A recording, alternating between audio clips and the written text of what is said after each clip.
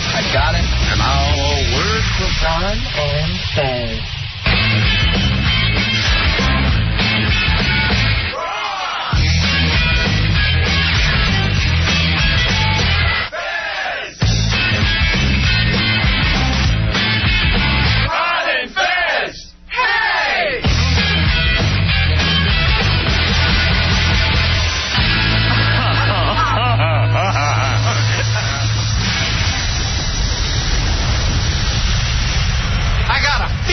And the only prescription is more cowbell. I could have used a little more cowbell.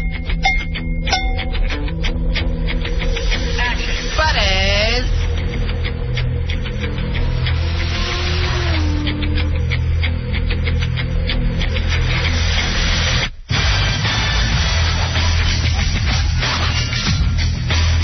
It's the Ron and Fez show on the start of a big 3-day weekend, Fez. A 3-day weekend. Nice. It's going to be like a vacation. A small vacation, but just an extra day, really. When you really think about it, it's a weekend with just an extra day.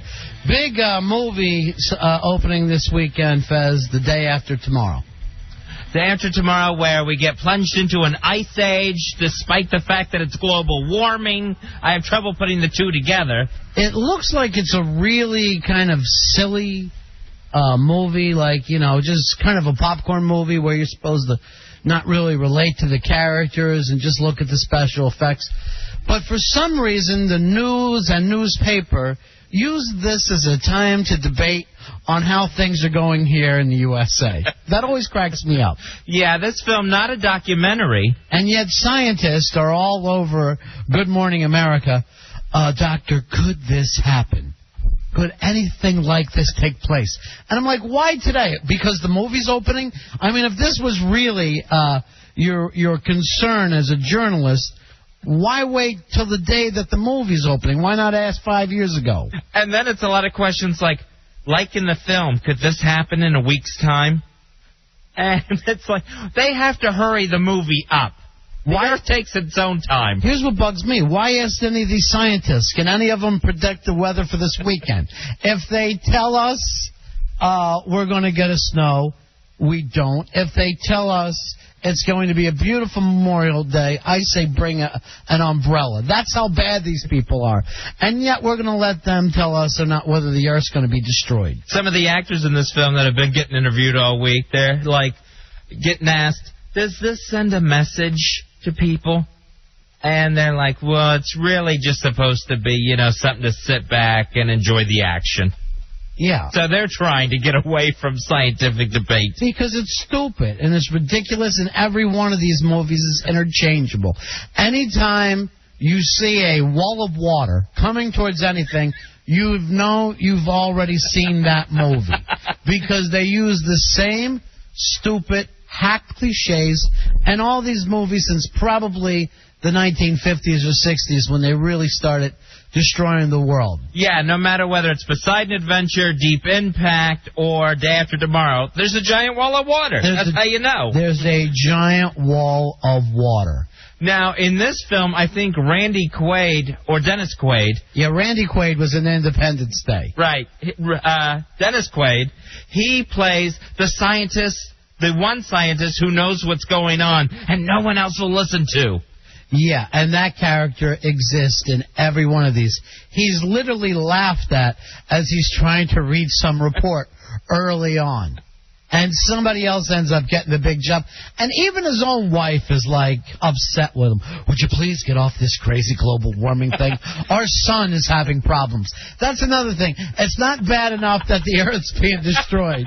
He's never getting along with his children. Well, the children are always separated from the scientists. That'll happen in every disaster movie. Well, yeah, when the S hits the fan, yeah, you're right about that. So it's not bad enough that he has to deal with whatever the disaster is.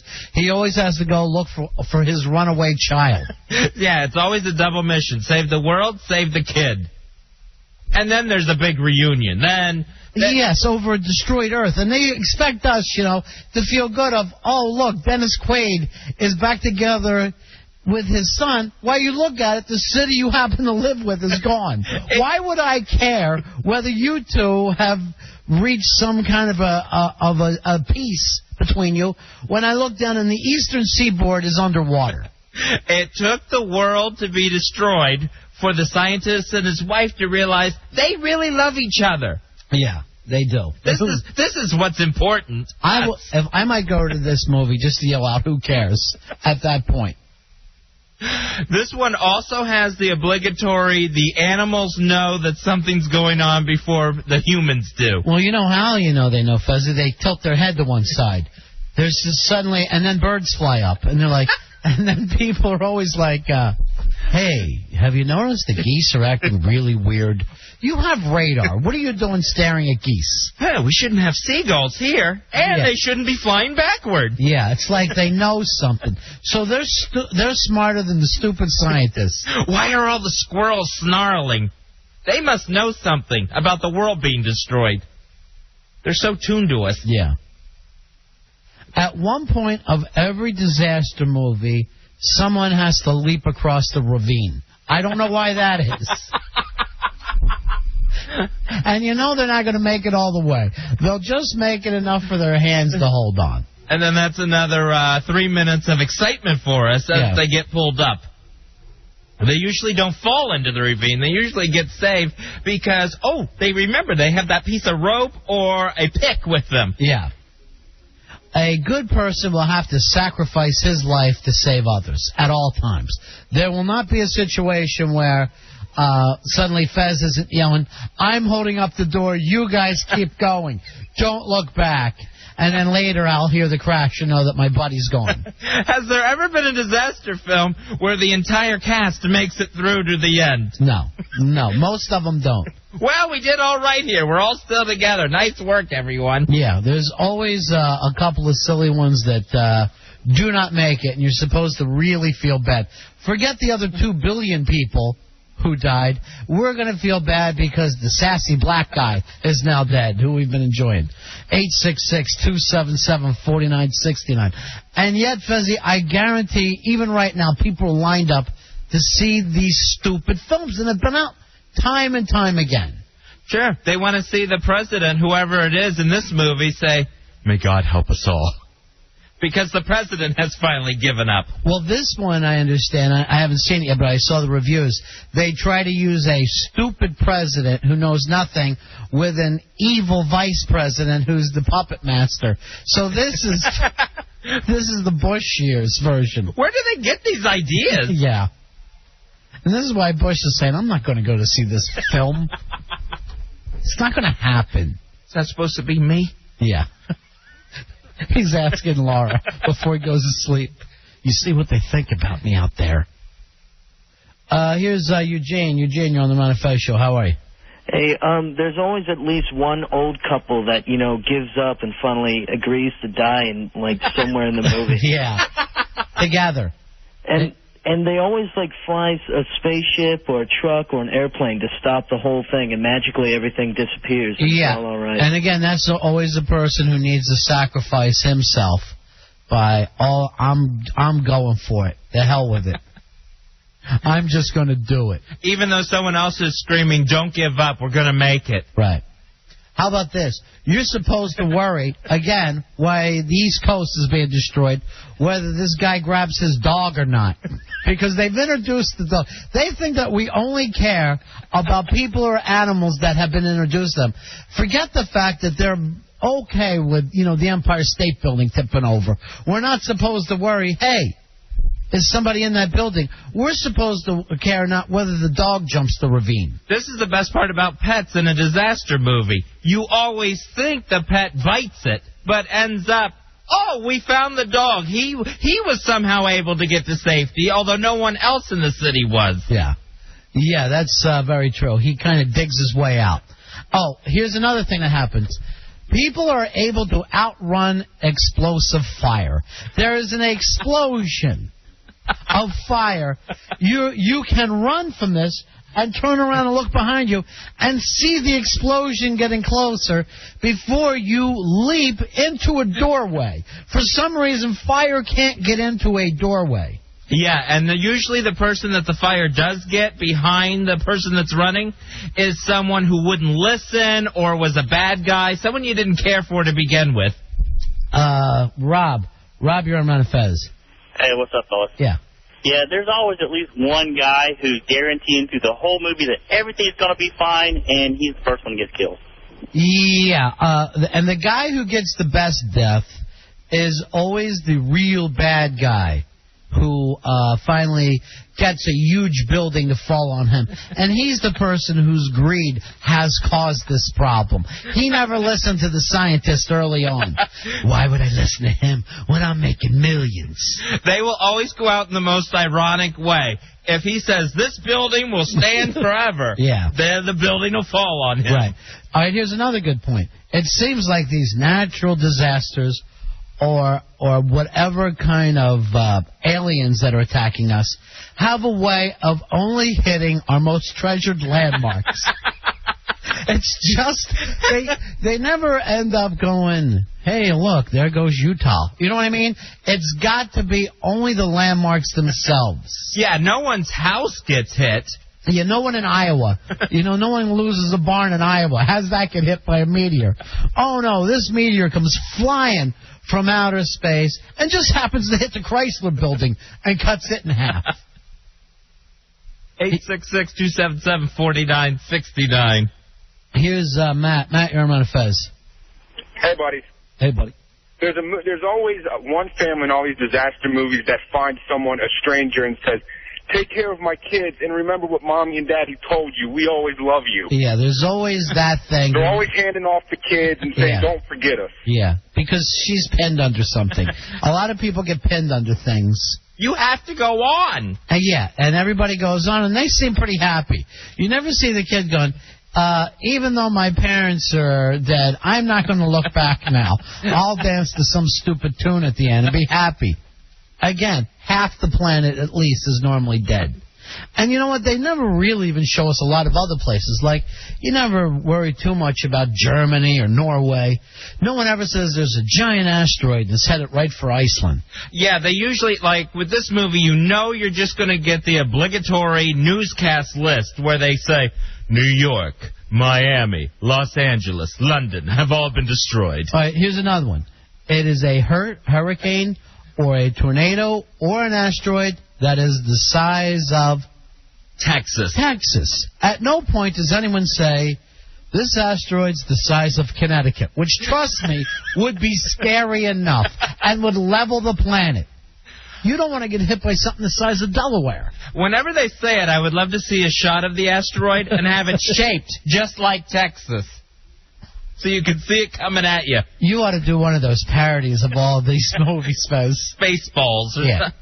By the way, the only film I'm going to see this summer is Soul Plane. That's it for me. Wonder how that'll do this weekend. Yeah. Jay, you're on Ron and Fez. Hey, buddies, how you doing? Good, buddy. There's two quick things. One, in the horror film or the disaster film formula is there's always got to be one person that gets hurt and becomes the anchor around the rest of the group's neck that they have to carry to safety.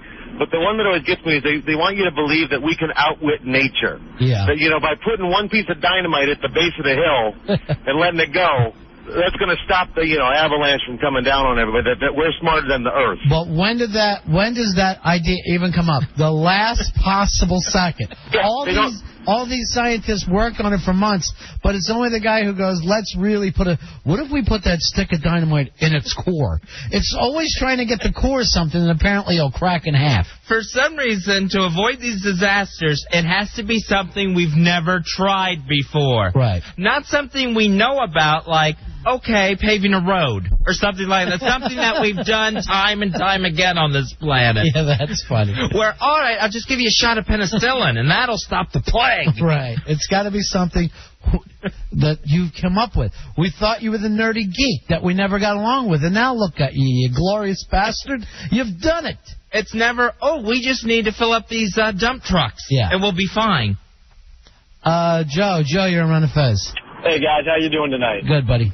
Hey, how about that guy that makes that incredible lucky shot or maneuvers his airplane in that perfect way that nobody else can do it? Oh, well, here's the beauty of it. If he has 3 bullets, it will take him 3 bullets to hit this thing. One last shot. That's all he ever has. One opportunity. No one ever gets to hit the same shot 6 months before we're in real danger. Is he the same guy that always says, not on my watch? Yeah, not on my watch. We're all dead, Watley. We're all dead. Not on my watch. Then I'll pull myself together. For you, Watley. Look at the disaster that's happening on your watch. Yes. Your watch is Bush's watch. That's how bad things are going. This is Bush bad. You stupid president and evil vice president. That might be the only reason why I go. And I'll just laugh and yell out, that's Cheney. That's supposed to be Cheney. Hale, you're on Ron and Fez. Hey, Ron and Fez. Hey, buddy.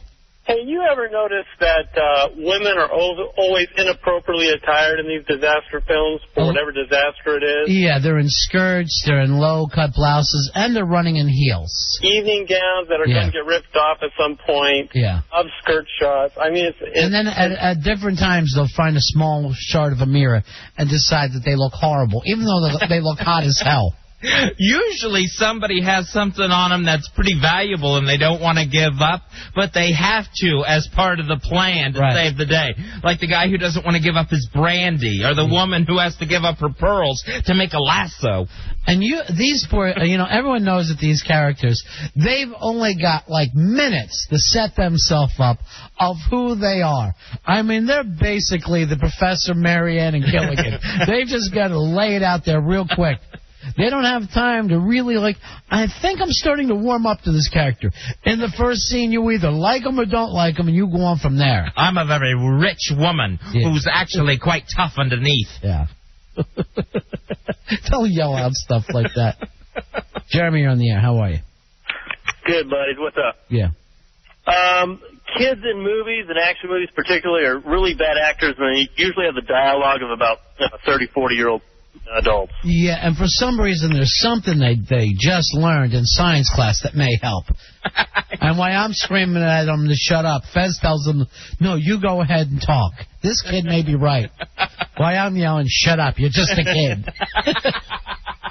And this kid has some 7th grade knowledge that the greatest minds in D.C. don't have. No, here, all of us, none of us have written a screenplay, and yet we've seen enough of these that all you got to do is watch Armageddon, switch asteroids with an ice storm, and hand that in, and pick up the $2 million. If you cover all these things, you've got a 90-minute movie. At least. At least. Just put in all these scenes and find a way to tie them together. All we got to do is be standing there at the end looking at the new dawn. Let's just hope we don't make the same mistakes again. And for some reason, we have 2 sons now. What would really be helpful is that this movie, and I have no idea how it ends, but if it just ends in a big black ice chunk of earth, and that's it. No one survives. The end. That thing would make like $8 million the first week. Yeah, I don't know how they get out of this one. Are we going to reverse the ice age? No, it's just it. That's it. We die. We die. Damn it, I need more space heaters. Just see kids leaving their depressed 12-year-olds going, damn. They're screaming at their parents. Quit using so much gasoline. You're warming the earth. Yeah, we'll have to do a spy report tonight and just give away the ending of how this stupid thing ends. Because you're right. How are you going to reverse the ice age? We're getting giant rockets to push us closer to the sun? What the hell are we doing here? That'll be ready for the sequel. Yeah. Remember when you had the idea to push us closer to the sun? We're going to collide with Venus. Here is Adam. Adam, you're on Ron and Fez. What's up, buddies? Hey, buddy. Hey, there's always somebody that gets the full effect of whatever disaster it is. Like, they get engulfed completely by the flames or get hit directly by the asteroid. Yeah, somebody always has to take the full brunt of this thing. And they were usually just joking about the disaster seconds before they got hit. Right. I can't wait till the asteroid gets here. And then boom, right in the head. Fez, in this movie, you should play in our movie, you'll play the guy who has faith. There's always a guy who wants to read something out of the Bible. Not now, man. Not now. If not now, when? Hey, Dale, you're on Ron and Fez. Hey, they're probably going to solve it with a nuclear weapon. That's always the solution against any kind of natural disaster. You got that stupid 10.5 Richter movie. They blow it up in Indus, Armageddon, all of those. I mean, I can't figure out any other way than a nuclear bomb is going to save us from this impending stupid ice age. Once you talk the reluctant president into finally using them, you have to go to him quite a few times before he finally says, nuke them. Nuke the sons of bitches. Hopefully, this president will punch Cheney in this movie and then go, I just don't know what I'm doing. I'm going to let Kerry try and help. I'm smart. I'm smart. Not like they say, but smart. Ron, you're on Fez. Shake it up. Oh, shake it up, buddy. Shake it up. Hey, buddy. Hey, what's with, like, the endings of all these movies, like the disaster movies? It's always, like, a fresh start in America. America always survives. Why can't we be like Africa's the only one, the only country that survived? Well, I mean, you've got to look at this movie and just the way the tides are coming up. I guess Hawaii's gone. Sure, so yeah. There should be something to feel bad about. You know, we're usually if they do, like, Independence Day, we're rebuilding, like, our capital or something. Yeah, that's the first thing that's going to happen. All right, we just survived this. We better rebuild the capital. Because we got to have that dome or we can't go on. Before we do that, don't we need food and water? Then they'll cut to a shot of Africa celebrating with a spaceship down in the field. Yeah. And those people are still in skirts and throwing spears. Yeah. It's not like, some people in Mozambique or Johannesburg came out. Yeah, it's just the real native people. That's the only thing that's happening. Hey, Kay, you're on Fez. Hey, what's up, guys? Yeah. So I just walked out of the movie, and you guys have basically described every scene in the movie. And I won't tell you how it ends, but I'm always astonished by the people who see the disaster coming, the big flame or the big ocean wave, and they just stand there and just look at it instead of running away to safety. Yeah, in Deep Impact, a couple of those people went to the beach instead of the mountains when a giant wave was coming. Yeah, Taya Leone just went out there and got killed. When Elijah Wood, all he needed was a moped to outrun this thing. He got a moped. He got up in the Appalachian Mountains. He was fine. What did you think of the movie, Kay? I mean, it was okay. It's good for one of those, adventure movies where you're just sitting around, but don't take it too seriously. It was kind of hokey, and there was some animals that escaped, and it was kind of stupid in that sense. But it was okay, I guess. All right, see you later, darling. Thanks. Because they knew there was a new ice age coming, and they needed to get their winter coats on. Yeah, beauty. Well, Hollywood, it's that time of year where every movie stinks on ice and makes $800 million. They're all going to make $800. And people are lined up around the earth right now to see Shrek 2. And I just don't understand it. And people are going, oh, it's better than Shrek 1. I go, Shrek 1 was a cartoon. How could it not be better than the first Shrek? How could you tell? It's like saying the second Bugs Bunny is better. Oh, Bugs Bunny just keeps getting funnier and funnier. What are you doing there? You don't even have kids. I understand if you're 5, you can't relate to a child. You want to go sit in the dark and let the kid eat popcorn. But for 4 adults to go to Shrek 2 by themselves and sit there howling, and then later, like Wonder Boy, complain because children are crying, shh, keep it down. I'm trying to enjoy Shrek. My little brother, they got the 2-year-old, and last week my mother kept the baby so they could go out and have a night out, which they rarely do. Yeah. Because you know how cheap he is. So I said, oh, what movie did you go see on your big night out? We tried to get into Shrek 2. It was sold out, so we just went to see Van Helsing. I'm thinking, You wasted it. You had a night out. Man-children. And you wasted it. We are a country of man-children. There's no real men left. Men will stand in line to see Shrek and be happy with it. Oh, it was awesome. It was awesome. And that's the same people that are going here today. They're sitting behind children yelling, oh, wow. Fez, we got a birthday boy on the line right now. We got to say happy birthday to. Happy birthday, birthday boy. Buddies. My buddy. Buddy. Happy birthday, Earl. Thank you, buddy. Happy birthday, Earl. Earl's 44, Fezzy, 2 4s. I'm about 34. Whatever. Oh. Like it matters. I feel 44. I thought you were 40. Yeah. Haven't hit the 40 yet. So I'm going to see Badass tonight. Oh, yeah, that's the blaxploitation thing. What a shocker you're heading there. Oh, I thought that's what you called Shrek. Have you seen this? It's the, what's his last name? It's Melvin Van Peebles. Melvin Van Peebles, his kid's doing the movie. Is Melvin in it or just Mario? Mario is playing Melvin. This is where we are in blaxploitation. and the way his father made a blaxploitation film. I guess the first one, right, Earl? Yeah, it's widely considered the first one. It's like really the godfather of like independent film, really. Are you going with your whole family, and will you guys be cheering when the white people get punched? No. Woohoo! No, I'm just going to a couple of friends. Black friends? Hey, at one point, would you make sure you yell out in the theater, you got knocked the F out? Okay. Just to remember your buddies. God, it's not going to be a noisy theater tonight. Hey, what about the photos that the photojournalist Earl took, Fezzy? Unbelievable. Yeah, we got your snapshots. I'm really happy with them. Life magazine's making a comeback, by the way.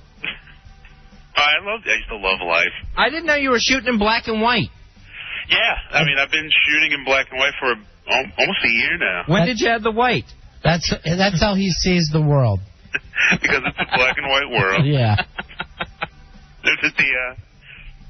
No, I mean, I was a couple of friends of mine already saw The Day After Tomorrow. Yeah.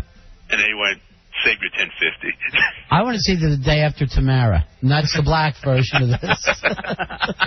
The Day After Tamara Gray. Well, the black version would be like, hey, the tidal wave's coming. Okay, I'm leaving. Earl, we got to get together to go see Soul Plane together. I actually want to see that movie. It looks hilarious. And here's the problem. Anytime that you're going to get on a plane now and there's going to be a black pilot, the Soul Plane jokes are going to be flying. Oh, man, we had to take the Soul Plane into Detroit. I mean, Snoop is the pilot, just baked as bait can be. It's got to be hilarious. Wherever you put Snoop, it's going to be funny. All right, Earl, we got to take a break, buddy. Happy birthday. Buddy. All right, happy birthday, 34-year-old. Thank you, buddy. All right, see you later. See you. He looks a hell of a lot older than 34, don't he? Oh, yeah. He looks like Melvin Van Peebles. He looks like Chicken George at the end of the film. All right, we'll take our break, Fezzy. 866-277-4969. Got an iPod to give out tonight. An Apple iPod, that's thanks to AOL for broadband. We'll be right back. It's the Ron and Fez Show.